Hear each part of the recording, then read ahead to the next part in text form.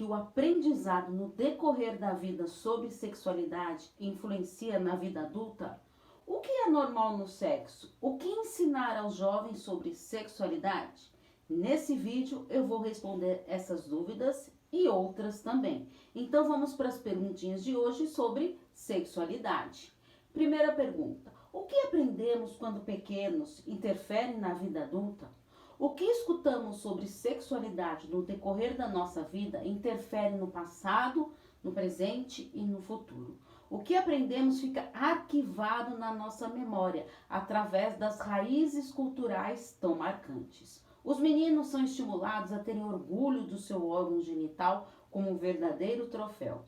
Já com as meninas, acontece o contrário. Elas são estimuladas a esconder o seu órgão genital, fechar as pernas para não aparecer a calcinha e, quando são vistas se tocando, são desencorajadas e muitas vezes até punidas.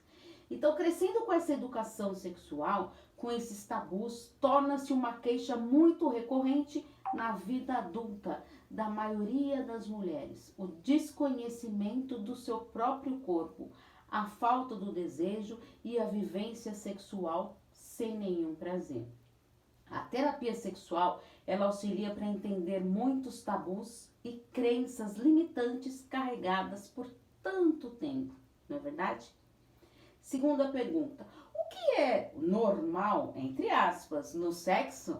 Normal é algo tão relativo, não é mesmo? Pois o que pode ser considerado para uma pessoa pode não ser para outras, concorda?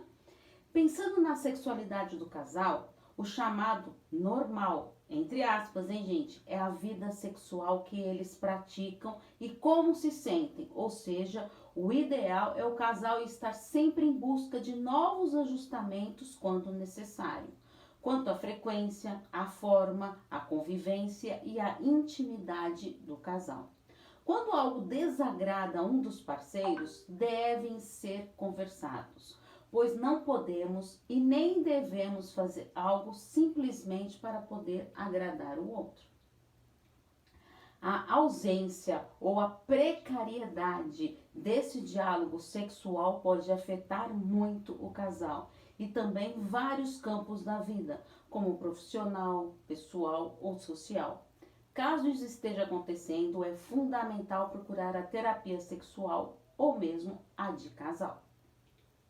Terceira pergunta: qual a influência dos pais na sexualidade dos filhos? Essa é uma pergunta super importante. Os pais têm a responsabilidade de orientar os seus filhos, respondendo suas dúvidas sobre sexualidade, com a verdade, mas respeitando o entendimento do seu filho de acordo com a sua faixa etária, focando na dúvida, sem ir além do que foi perguntado. O diálogo assertivo, produtivo e franco, sem preconceitos, é a chave para uma vida sexual segura dos jovens. Caso não saiba responder à dúvida, seja sincero. Como, por exemplo, isso eu não sei, mas eu vou estudar e vou pesquisar para sim voltarmos a falar sobre isso. Tudo bem? A relação de afeto entre os pais será um exemplo para os filhos. Esse referencial, ele poderá ser positivo ou negativo.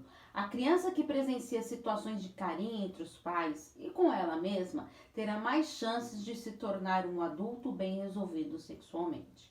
Mas o inverso também acontece, pois quando a criança presencia a hostilidade, retaliações, intimidações, vê a mãe como uma figura reprimida e assim tenderá a ter bloqueios e mais dificuldades em viver a sexualidade plenamente.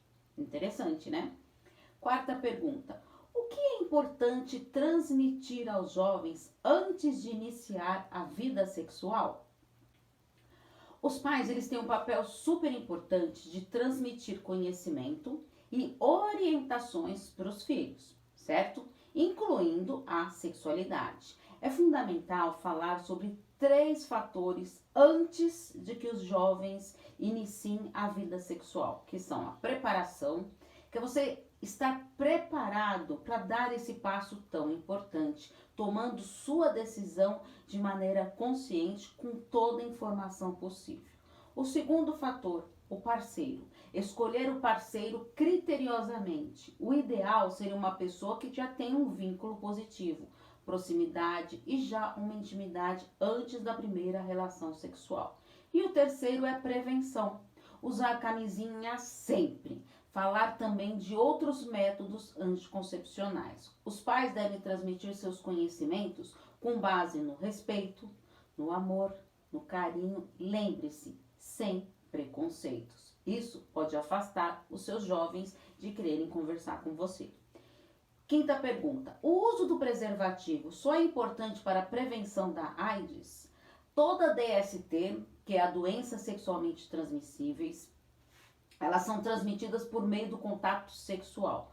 A pessoa infectada, ela transmite a DST pelo parceiro, principalmente quando acontece penetração, sendo vaginal ou anal.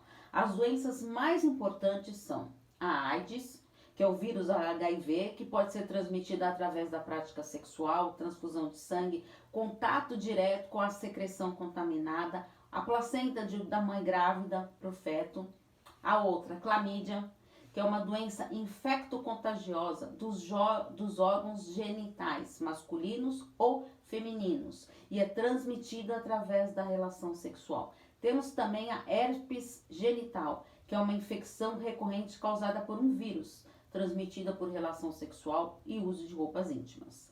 A gonorreia, que é uma doença infecto-contagiosa que atinge o organismo e é transmitida pela relação sexual. Temos também a papiloma vírus humano, que é a infecção causada por um grupo de vírus, transmitida pelo contato entre os órgãos genitais. Tricomonas, infecção dos órgãos sexuais e do aparelho urinário do homem ou da mulher, e é transmitida através da relação sexual. A sífilis, depois da AIDS, é a doença sexualmente transmissível mais perigosa. É uma doença infecto-contagiosa sistêmica, ou seja, acomete todo o organismo e é transmitida por relação sexual, transfusão de sangue contaminado e pela placenta de mãe para filho.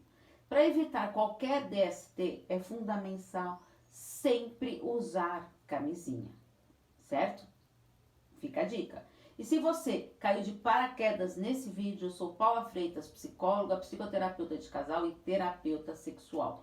Acompanhe minhas redes sociais, podcasts, relacionamentos, psicologia nas maiores plataformas digitais e se inscreva no canal do YouTube, porque afinal, quem cuida da mente, cuida da vida. Um grande abraço. Tchau, tchau.